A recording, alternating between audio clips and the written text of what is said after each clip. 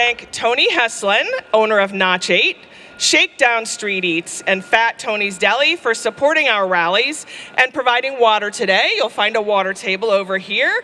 And we hope all of you will continue supporting Tony's wonderful establishments. And we even have some coupons for you. And I want to give a shout out to Reading Roasters just down the street and thank Kate and Dee for their support. And today, Greg Golda, who you've been hearing, is sharing his talents with us, providing music. Thank you, Greg, for all you do every week to make our rallies so successful. And we always appreciate our Bethel Police for being here at P.T. Barnum Square. Thank you. Do we have anybody here attending a rally for the first time today? Anybody first time? Great, we're one person? Wonderful, welcome, yay! And anybody who's been to rallies but this is their first time at a Bethel rally? Yay, welcome! We are so glad you are here with us. We are here to raise our voices and continue to build our community together. Our approximate rally schedule is 11 to 11:15, chanting or standing at the curb. Right now it's 11:15, and 11:15 to 11:45 is our program and music, and that's now. 11:45 to noon, Kennedy will lead us with our rally at the curb, and then around noon to 12:20, we're going to embark on our march. And we'll wrap up around 12:30 back here at P.T. Barnum Square. There's a sign-making table and an information table that has QR codes, resources, newsletter sign-up, and more. You can find information on how to get involved in other community efforts, such as supporting our immigrant community during this especially dangerous time for so many. And Greg made a flyer that has great information, and so that's over at the table. And we invite you to add your why to our banner that we introduced last week. So there's a wonderful banner with some markers. You can write on there why you come to our Bethel rallies. Randy is distributing buttons, flags, and bracelets. Randy, where are you? Raise your hand. These are complimentary, but donations to support our rally expenses are always welcome. We also collect for Bethel's food pantry. You can leave items in the bin that's by the sign-making table. We circulate the specific pantry needs in the rally announcements each week, but we are grateful for any non-perishable items that you could bring. As our rally movement has continued to grow, we have created a very helpful website. I invite you to visit bethelrallies.org for details on upcoming rallies, along with photos and videos from our past events. So again, that's bethelrallies.org. Wonderful resource. And I want to remind everybody to park away from P.T. Barnum Square if you can, to leave spaces open for our businesses.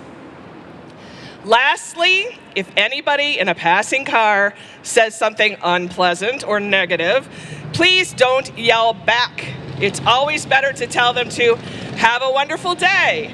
Remind them we are here for them too, but please don't engage. So there's a lot happening in the news. More tariffs, more controversy, no more Corporation for Public Broadcasting, boo! And in case you haven't heard, the national effort to ban gender care for transgender youth has led Connecticut Children's Hospital to announce an end to the care that they're providing for youth under age 19. Hard to believe in Connecticut this is happening. Right now in Hartford, people are gathered to protest this. But today in Bethel, right here, we are focusing on the continued devastation caused by gun violence. Veronica Kenausis is going to introduce you to today's speakers. Thank you. Okay, good morning, everybody. Good morning, Bethel and friends. Thank you all all for coming out to talk to us today about and listen to us today about this important issue. We are gathered here to focus on a uniquely American issue, not Democrat, not Republican, but a uniquely American issue, which is gun violence. I'm going to start this by giving you some very sobering information. Every day, 125 people in the United States are killed with guns. Twice as many are shot and wounded, and countless others are impacted by acts of gun violence. By the time I finish my little talk here, another person will have died by a firearm. The second thing, the gun homicide rate in the U.S. is 26 times higher than any other developed countries. The last one, and this one I really need you to absorb, firearms are the leading cause of death for children and teens in the US of A. I'm going to say that again. Firearms are the leading cause of death for our children in this country. Unacceptable. Unacceptable. The facts are grim. They are unacceptable. They are uniquely American. But we can end gun violence. Research shows that common sense public safety laws can reduce gun violence and save lives. And there are dedicated organizations working passionately across this country to change the culture. We are honored today to have two fierce advocates here to talk about the work they are doing to keep our streets, to keep our homes, our places of worship, our cinemas, and most especially our schools and our children safe from gun violence and the trauma that it inevitably causes. So first up, I have Elisa Dumont. She is co-chapter leader for the Connecticut chapter of Moms Demand Action. She joined Moms after the school shooting in Uvalde. Much like Mothers Against Drunk Driving was created to reduce drunk driving, Moms Demand Action for Gun Sense in America was created to advocate for stronger laws and policies that will reduce gun violence and save lives. They are a nonpartisan grassroots movement of American mothers and others demanding common sense solutions to address our country's dangerous culture of gun violence. Elisa. Good morning, Bethel. Thank you so much for that wonderful introduction. Before I begin the remarks that I prepared, I'm going to ask if we could all take a moment to be silent. This week has been really hard in America and for those in the gun violence prevention work.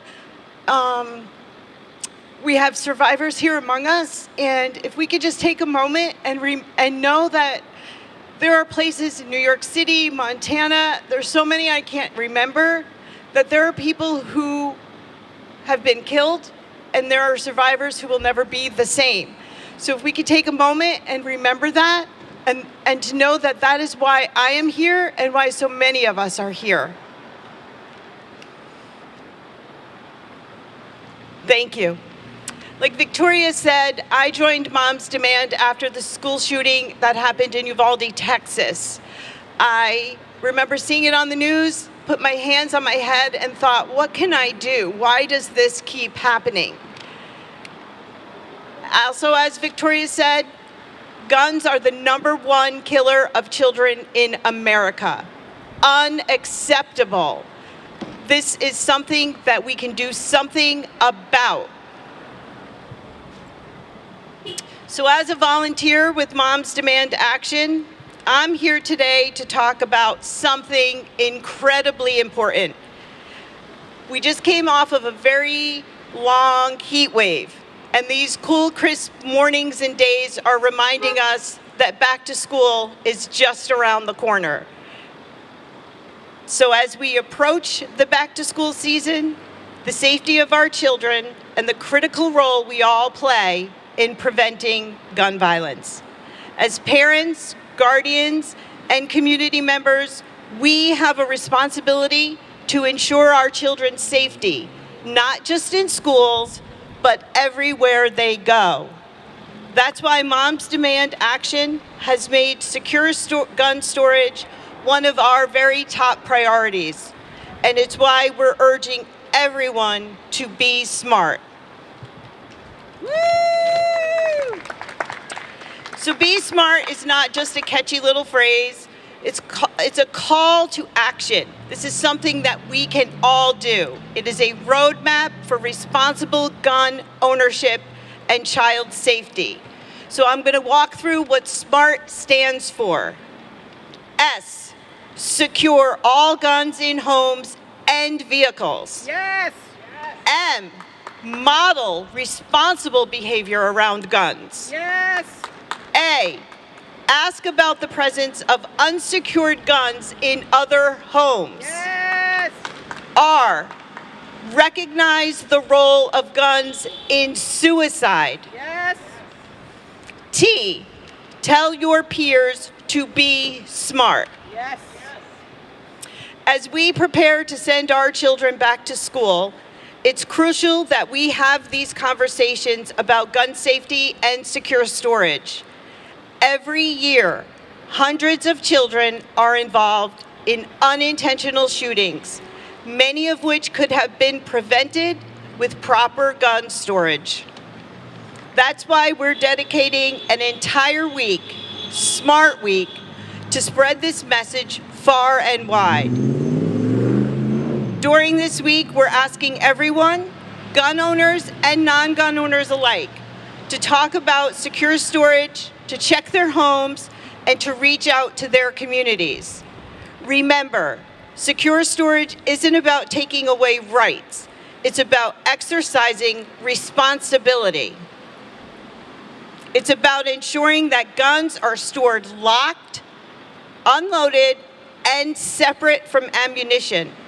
It's about making sure that curious hands or troubled minds can't access firearms in moments of crisis. We're calling on everyone to join this effort. Parents, check your own homes and talk to other parents. Educators, work with your schools to send home secure storage information. Yes. Community leaders, promote awareness campaigns about the importance of secure storage. As we gear up for another school year, let's make this the year we prioritize our children's safety above all else.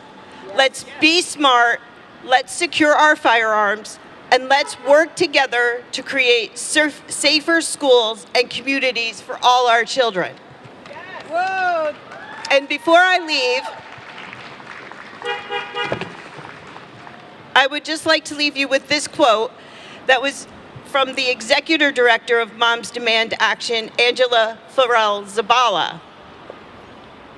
Every time our children are exposed to gun violence, it affects their ability to learn, grow, and flourish. And as we say at Moms Demand, don't thank me, join me. There is something that you can do to help prevent gun violence. Thank you so much, Bethel. Oh my goodness, thank you, Elisa. Thank you so much.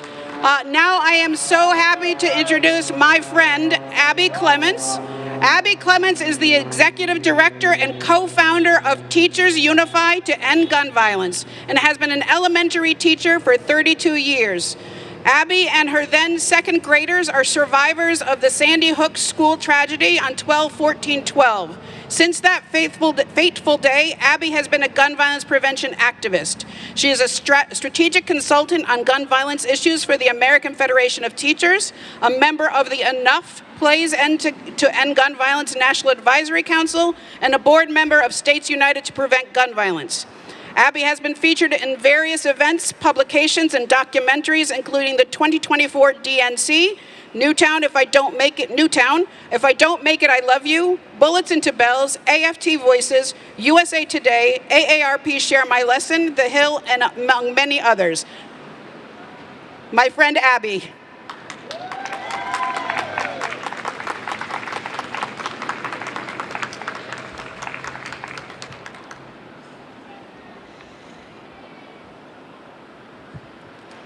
Thank you so much, Veronica and Terri, and thank you, Bethel, for coming out here every single Saturday and raising your voices. It's amazing. You're really an inspiration. Thank you.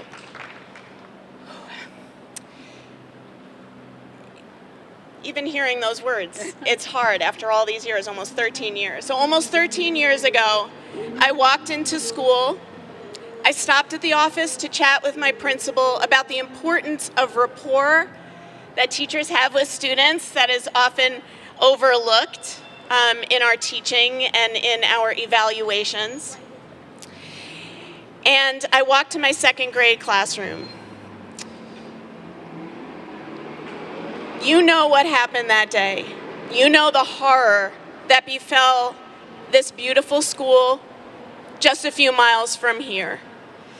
My then second graders, we ran to the firehouse, we cried, we shared a water bottle, and I watched this community start to unravel like it would never be the same.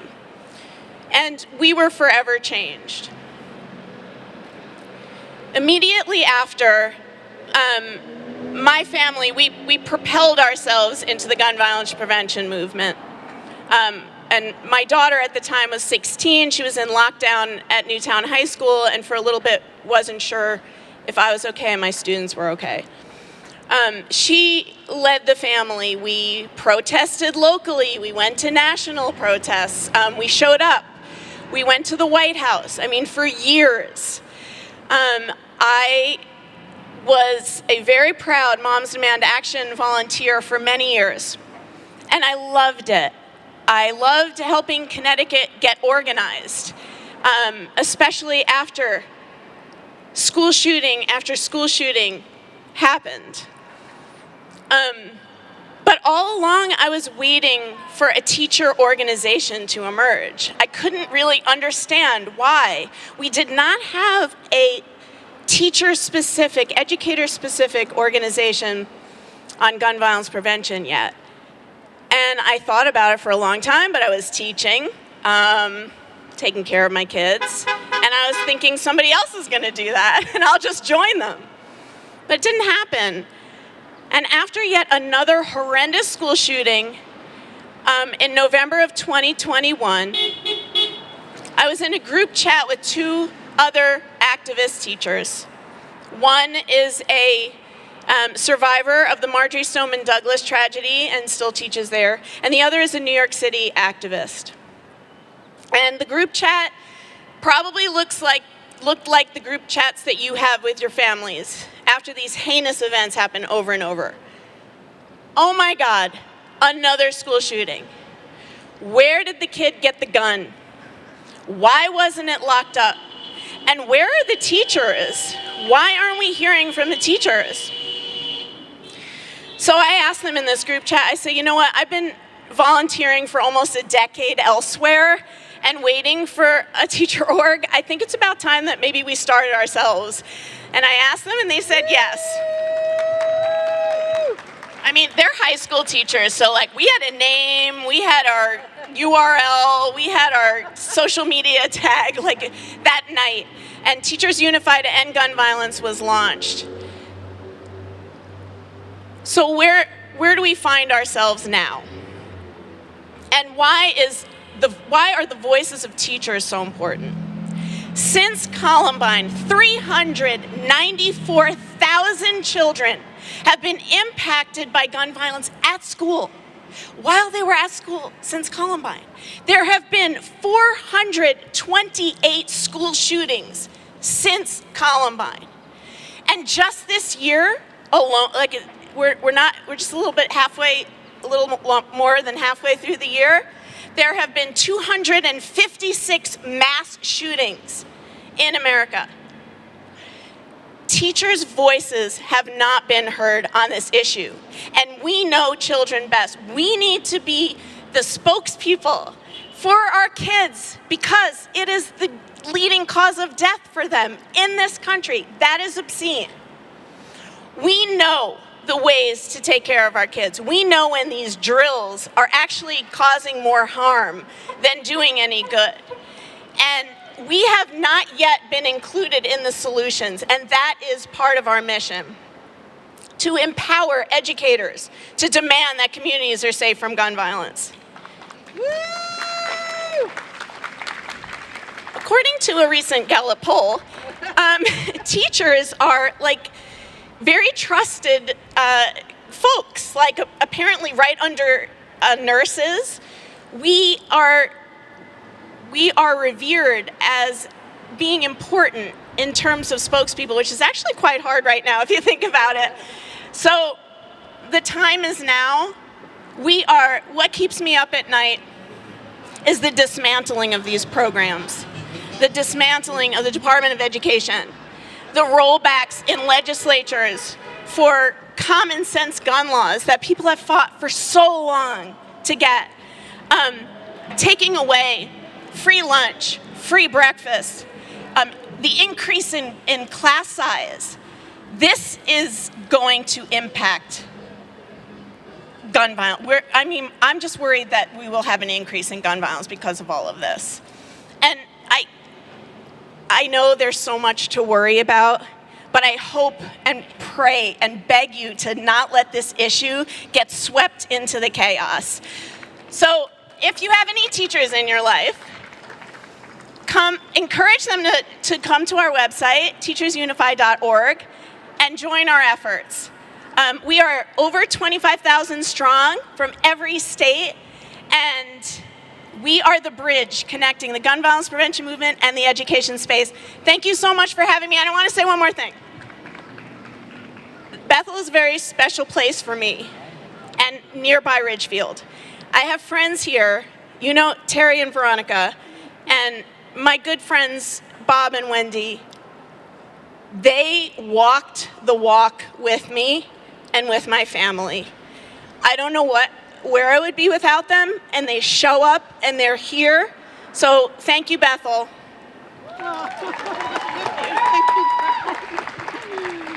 Okay, wow, okay. Hey, we're not quite done yet because now it's your turn. Usually at these rallies we have speakers, so thank you so much, Elisa, and thank you so much to Abby. This is so important. But now it's your turn before we go on our march.